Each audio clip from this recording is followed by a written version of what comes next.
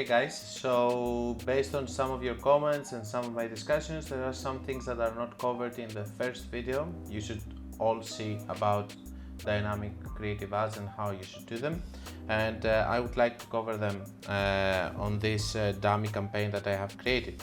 So first of all, I need to talk a little bit about this. It says website and shop. Basically this is going to be a whole update about a conversion campaign. So website and shop. Facebook will direct up to approximately 10% of your traffic to your shop on Facebook and Instagram. This will help us learn how to improve people's experience and take them where they are more likely to convert. Facebook will cover the estimated cost for impressions that direct traffic to shops. And then we have the website. I strongly suggest you not to go with the first option.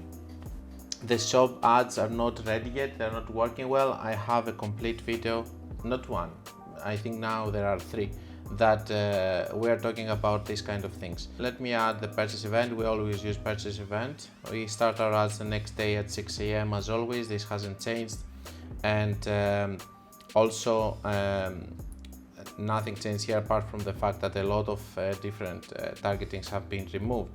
Again, I strongly suggest you to not use automatic placements, just some manual placements, which are the best ones. Just these. Those are the ones that they are working. Those are the only ones that they are converting. And always here 7 days, 1 day click. Now, why I have done this before clicking the dynamic creative button. When you click it, Facebook is spooky enough to change this again to automatic placement. So be careful of that and go again and do the same process of changing your placements like this. Okay, this is the fastest way to do it. Okay, I also want to show you this. Now let me show you some things about dynamic ads that you didn't know. Just for the sake of this test, we're going to put google.com over here, and let me show you first of all this button over here. It says optimize creative for each person. Vary your ad creative and destination based on each person's likelihood to respond.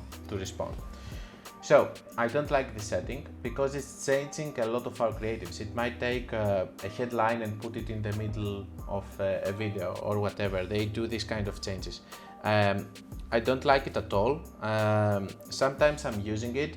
If my client is very cautious about their branding and stuff, I will never use it because I know that it's going to cause several issues.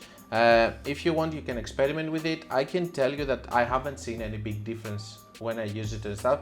To be honest with you, I see only problems when I'm using it. It's taking text to other places that they should not be, or whatever. Another thing that I would like to show you is the carousel. Okay, so here you can select different images and they're going to appear like a carousel.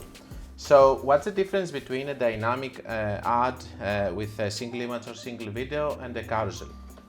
The way that it's working is this. You are having a carousel which is having only one link. Okay, in the different situation that you are going to do a carousel, let's say that you're having one over here. Let's have a carousel over here that is going to be like this.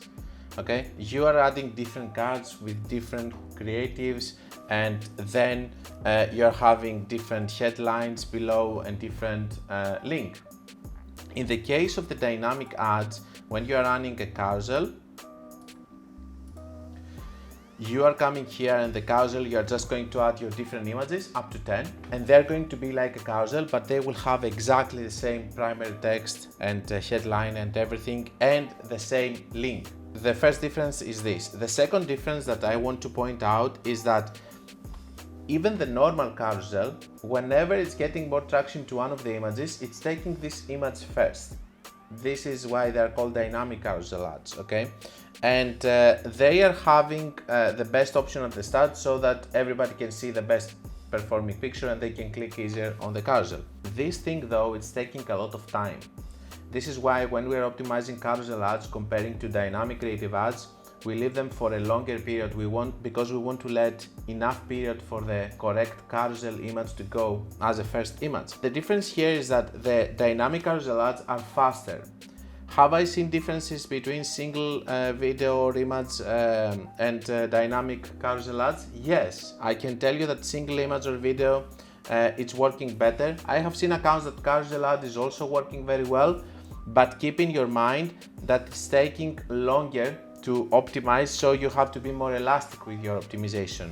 It's not taking as long as it's taking with the actual carousel ad that you do not with dynamic creative, but it's taking more time comparing to the single image or video. I think that these are the new updates that I wanted to give you about the dynamic creative ads, or even the conversion ads, the things that I see that they have changed. And of course, you know that I'm going to keep you posted for whatever new is coming. Don't forget to check the original video about the dynamic creative ads. It's very important for you to know how to do them. I also have a free course that you can go there and you can check all of the ways to do dynamic creative ads step by step with a video guiding you. And of course you can see the other videos of the free course. And if you want to learn more about Facebook ads, you can also read my book. Don't forget that until we meet again, you have to be creative and you have to be consistent. I will see you in a future video.